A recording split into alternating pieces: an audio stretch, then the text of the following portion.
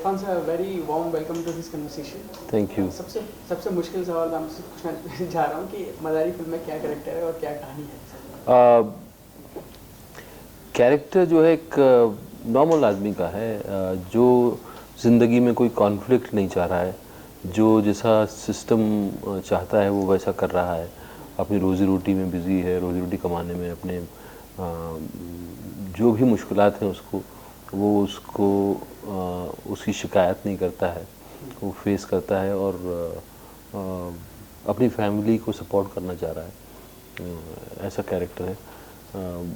But उसके साथ जो हादसे होते हैं उसके बाद जो वो अपने अंदर एक और इंसान डिस्कवर करता है, जो वो बहुत फैसिनेटिंग है कि कैसे वो, उसको पता भी नहीं था कि उसके अंदर इतनी पॉसिबिलिटी है कि वो एक ऐसे डिसीजंस ले सकता है।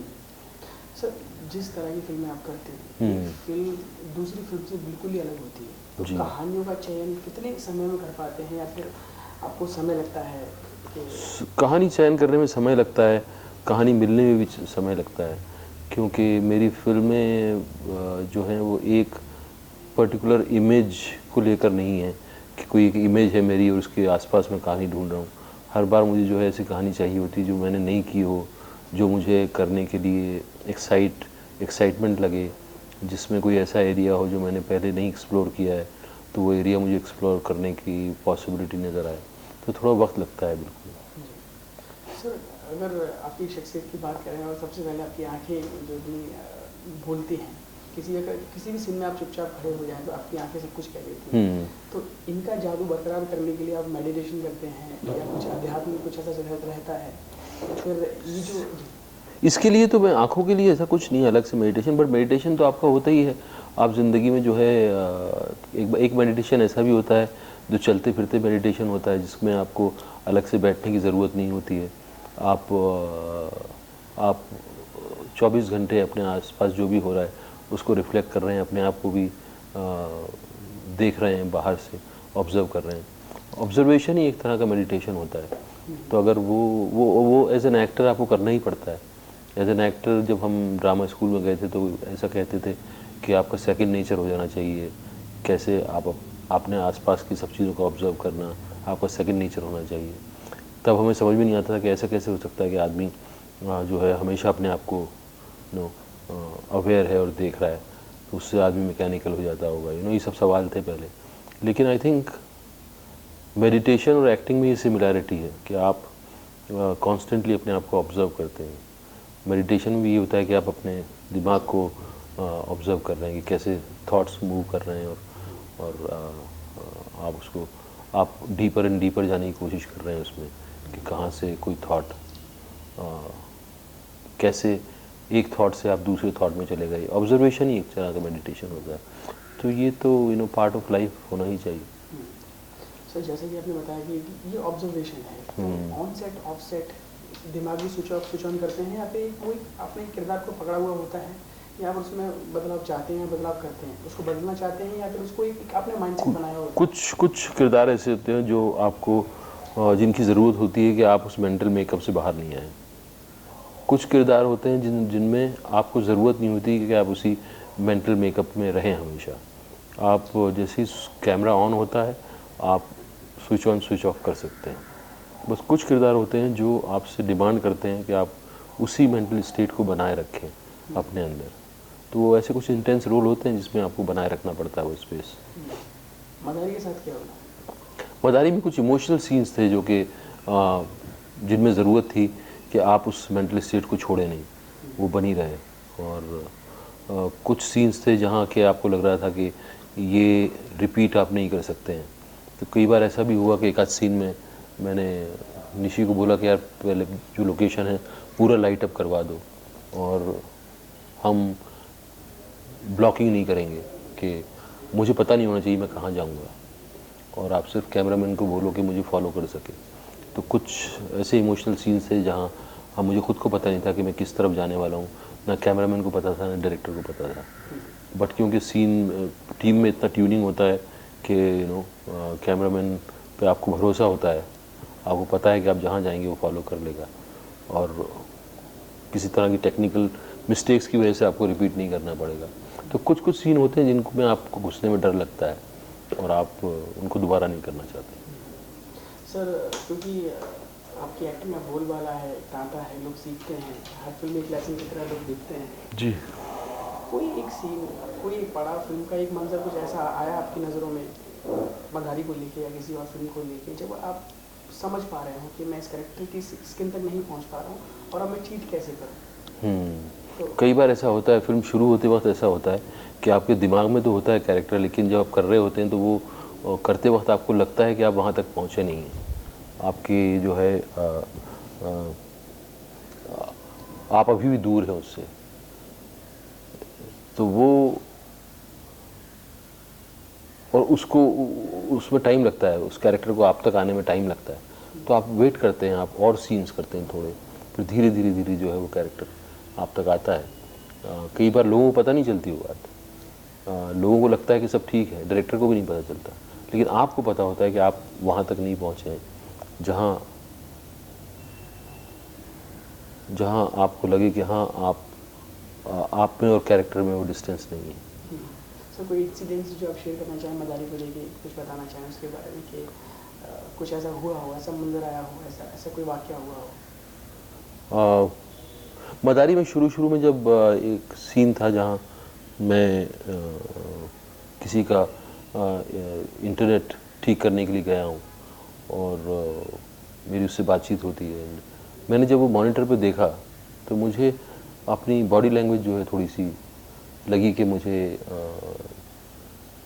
कुछ और ज़रूरत है इसके अंदर। तो फिर हमने वो कॉस्ट्यूम चेंज किया जिसमें किया था, और फिर वो कॉस्ट्यूम चेंज करके जब किया तो फिर हमें लगा कि हाँ अब जो है ये लग रहा है कि ये उस जगह का, उस सोसाइटी के उस हिस्से का आदमी। तो ऐसा कई बार होता है कि आपको लगता है कि आपकी बॉडी लैंग्वेज, आपके अंदाज जो है कई बार वहाँ तक नहीं पहुँच पाता, लेकिन कुछ चीज़ों की मदद से आप कर पाते।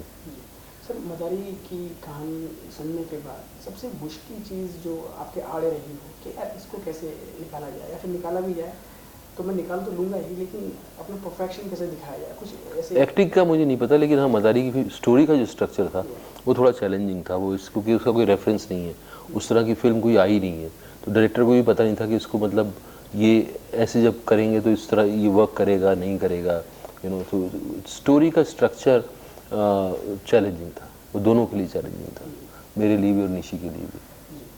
सर ये भी जानना चाहेंगे कि इतनी सारी फिल्मों को करने के बाद जो आपने अभिनय की विद्या सीखी भी है और आप खुद को ऑब्जर्व भी करते हैं जैसा कि आपने बताया, ये चीज़ें कितनी काम आई इस मदारी को लेके, या फिर बिल्कुल ही आप फ्रेश थे, आपने एकदम क्लियर माइंड था, एक नई जिंदगी जीने जा रहा हूँ, ये माइंडसेट रखते हैं? ये कैरेक्टर ऐसा है कि जो कि आप रोज़मर्रा देखते हैं, इस कैरेक्टर के लिए कोई नई रिसर्च करने की ज़रूरत नहीं थी। आपको पता है कि आम आदमी की ज़िंदगी क्या होती है, आप उन्हें आम आदमी की ज़िंदगी आप गुजारती हैं, तो इसमें ऐसा कोई अलग से रिसर्च करने की ज़रूरत नहीं पड़ी। हाँ कुछ इमोशनल सीन्स थे जिनको कि आपको, जो आपके लिए बहुत चैलेंजिंग थे, जिनके लिए, और एक बच्चे से जो रिश्ता है वो थोड़ा वो ऐसा स्फीयर है जो आपने नहीं जिया है, जिस तरह से आप इस फिल्म के अंदर बच्चे का और आपका रिश्ता है, वो आपने कभी उस तरह का रिश्ता जिया नहीं है, तो वो एक नया एलिमेंट था।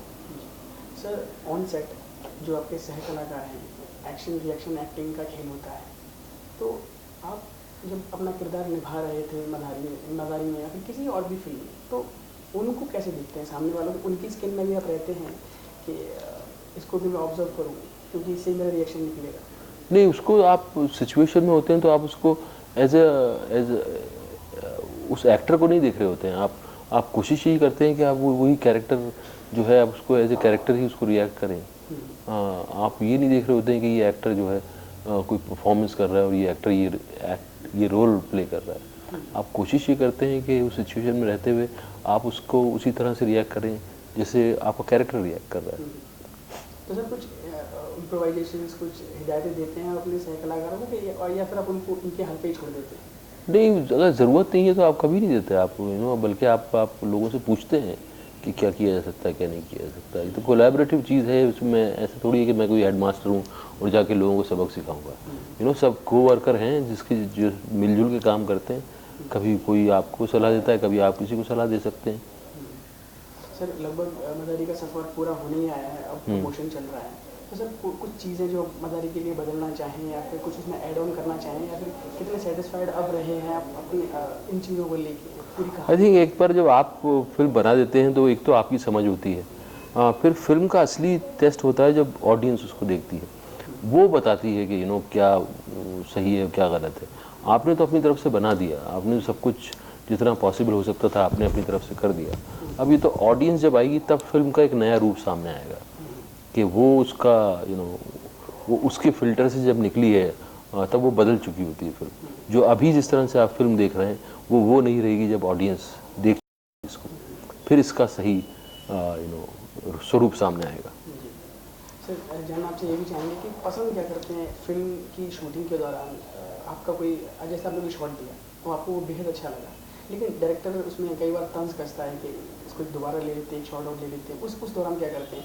डायरेक्टर की ज़्यादा मानते हैं या आप समझते हैं कि अपने डायरेक्टर ही मेन कैप्टन है, और अगर डायरेक्टर आपसे अगर मांग रहा है कोई सवाल, कोई टेक रीटेक करवाना चाह रहा है या कुछ और करवाना चाह रहा है, तो आप अपना पॉइंट ऑफ व्यू ज़रूर रखते हैं, लेकिन फाइनली तो आपको डायरेक्टर की सुननी पड़ती है।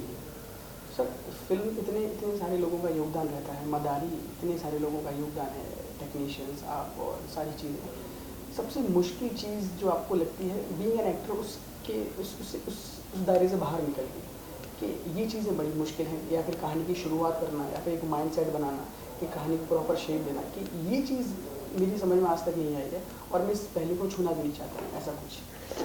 आई थिंक कुछ राइटिंग जो है मुझे लगता है बहुत चैलेंजिंग होती है, जो मैं नहीं सीख पाया और जो मेरे बस का नहीं है।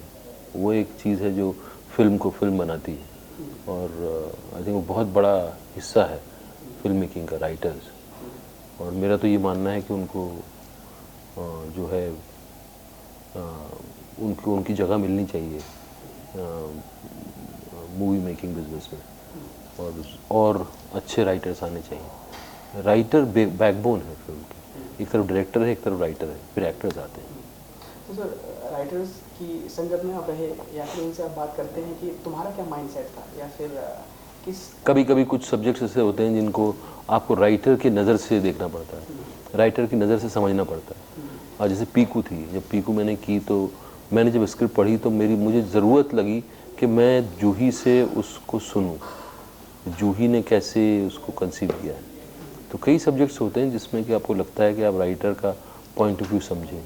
या इन्फर्नो है, इन्फर्नो में उस कहानी को समझने के लिए वो एक तो बुक है, तो जब आपकी स्क्रीन प्ले है तो स्क्रीन प्ले अलग है, तो आप फिर राइटर से उसका इनपुट लेना चाहते हैं।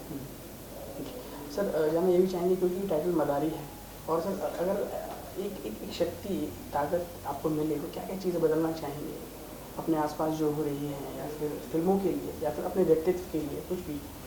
हमारे सिस्टम में अगर मैं चाहूँगा कि सबसे ज़रूरी चीज़ जो है अकाउंटेबिलिटी। कोई आदमी कोई डिसीजन लेता है या कोई आदमी तो वो उसका जवाबदारी किसकी होती है ये हमें पता होना चाहिए। हमारे सिस्टम में अकाउंटेबिलिटी नहीं है। आज मान लीजिए मैं किसी सीट पे बैठा हूँ और मैं कुछ डिसीजन लेता हूँ, और कल को मैं अपने सीट से कोई दूसरी सीट पे चला जाता हूँ, दूसरी जगह मेरा ट्रांसफ़र हो जाता है, मैं कुछ और करने लगता हूँ। तो कल जो मैंने यहाँ डिसीजन लिया था उसके क्या रिपरकशंस हुए हैं, तो उसकी जिम्मेदारी मेरे पर होती है कि नहीं होती है। ये अकाउंटेबिलिटी, हमारी जवाबदारी हमारे सिस्टम में नहीं है। वो ट्रांसपेरेंसी, पता होना चाहिए कि क्या हो रहा है। आप जो टैक्स देते हैं, वो फलाना आदमी टैक्स देता है, उसका पैसा कहाँ जाता है, क्या आपको राइट है कि आप जान सकें कि आपने जो टैक्स दिया था वो कहाँ गया। मुझे लगता है कि ये कुछ चीज़ें डेवलपिंग नेशन के लिए बहुत ज़रूरी है, और जब ये चीज़ें होती हैं तो नागरिक को अपने सिस्टम पे भरोसा होता है। तो नागरिक का भरोसा जीतना जो है बहुत ज़रूरी है, ताकि वो अपने कंट्री के सिस्टम को रेस्पेक्ट करे। सर मदारी ने क्या झंझोड़ा, क्या बदला आपके अंदर एज एन ह्यूमन बीइंग, कितने बदले आप? अभी तो सफ़र जारी है, फिर बन जाएगी, आएगी, लोग देखेंगे। और उस फिल्म का एक्सपीरियंस तभी पूरा होता है जब एक बार लोग देख लेते हैं, और फिर लोग उससे क्या लेते हैं और फिर वो आपके साथ शेयर करते हैं कि उन पर क्या असर हुआ, तभी जाके उसका एक्सपीरियंस पूरा होता है। तो अभी तो टाइम है, जब होगा पूरा तो आपसे समझ में आएगा कि क्या क्या रहा ये? खुद को अगर आप खुद आकलन करें, अगर अपनी दृष्टि से देखें खुद को, तो उसको कैसे बताएंगे? किस चीज़ के बारे में? इसी के बारे में, as an actor, as an human being, क्या क्या बदला, कैसे चेंजेस रहे? ये चेंजेस मैं बता रहा हूँ, ये अभी पूरा हुआ नहीं है सफ़र। जी। सफ़र जब पूरा होगा तभी समझ में आएगा कि क्या हमें मिला, क्या हमने खोया, क्या सर, खोया क्या पाया।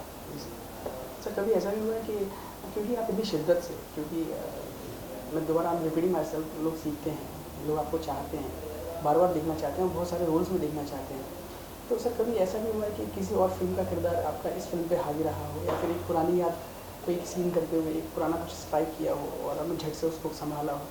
ऐसा होता है कई बार कि कुछ का आप अगर किसी जोन में थे, आप एक फिल्म कर रहे थे 2 महीने से 3 महीने से, और अचानक आप जब दूसरी फिल्म के अंदर जाते हैं तो उसके कुछ अवशेष रह जाते हैं जो रिफ्लेक्ट करने लगते हैं इसके अंदर। तो आपको एज एन एक्टर, आप ट्रेंड एक्टर हो, तो आप अपने तरीके ढूंढते हो कि कैसे उसको वो जो उसके अवशेष हैं, उसके जो रिमेन्स रह गए हैं आपके अंदर, उसको कैसे आप फिल्टर करो और इसका एक नया स्वरूप तैयार करो जो आप नया कर रहे हैं। सर प्रश्नों में एक प्रश्न एक और मेरे मन में हिलोरे मार रहा है, वो ये है कि अगर आपने एक्टिंग की विधा ना सीखी होती, तो सर जैसे आप एज एन ह्यूमन जैसे नॉर्मल है वैसे आप स्क्रीन पे हैं, वो बड़ा सहज है, बड़ा सुंदर होता है। तो ये क्योंकि एक्टिंग आपने विद्या सीखी, आप रहे उस 3 साल उस माहौल में रहे, अगर तो आपने नहीं ली होती ट्रेनिंग, तब भी आप ऐसे ही एक्टर होते या कुछ बदलता आपके अंदर? ट्रेनिंग नहीं ली होती तो मैं ऐसा एक्टर नहीं होता। नहीं, ऐसा नहीं एक्टर नहीं होता। ट्रेनिंग ने मुझे बहुत कुछ शेप अप किया है। Training, acting, drama school training ने मुझे वो बनाया जो मैं आज हूँ। हो सकता है मैं फिर मेरी धारणाएं कुछ और होती, मेरे लिए एक्टिंग कुछ और होती। मेरे लिए एक्टिंग फिर शायद सिर्फ फेम और नेम और एक्नॉलेजमेंट पाने की ही एक ज़रिया होती। आज मेरे लिए एक मुझे कोई कहानी करना और फिर उसका एक्सपीरियंस लोगों तक पहुंचाना, लोगों से शेयर करना, एक शेयरिंग की भावना जो है मेरे लिए ज़्यादा इम्पॉर्टेंट है। तो बिल्कुल अलग होता मैं एज एन एक्टर तब। सर चलते चलते एक लास्ट क्वेश्चन है इसके, व्हाट मेक्स यू हैप्पी और what irritates you about cinema? क्या आपको खुशी देता है और क्या इरिटेट करता है? आई थिंक कहानी जिसमें कि कुछ जो सिर्फ एंटरटेन करने के लिए रेपिटेटिव एंटरटेनमेंट जो है, वो जिसमें कुछ अंदर दूसरी लेयर नहीं है, सिर्फ एक टाइम पास एंटरटेनमेंट है, वो भी देखा हुआ एंटरटेनमेंट जैसा रेपिटेशन जो है वो आपको भाता नहीं है। और फिल्म जो है वो जो कहानी अपना एक माहौल क्रिएट करती है और जो आपको एक नई दुनिया में ले जाती है और जो नया चीज़ कुछ एक्सप्लोर करवाती है, वो आपको अच्छा लगता है। सर चलते चलते क्या कहना चाहेंगे हमारे व्यूअर्स से मदारी के बारे में?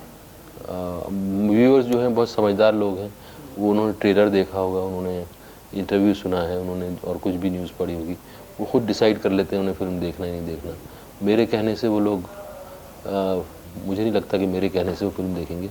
वो उनको उन्होंने खुद ने डिसाइड कर लिया होगा और मुझे खुशी होगी अगर वो देखेंगे तो।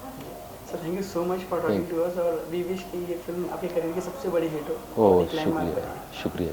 Thank you so much sir. Thank you.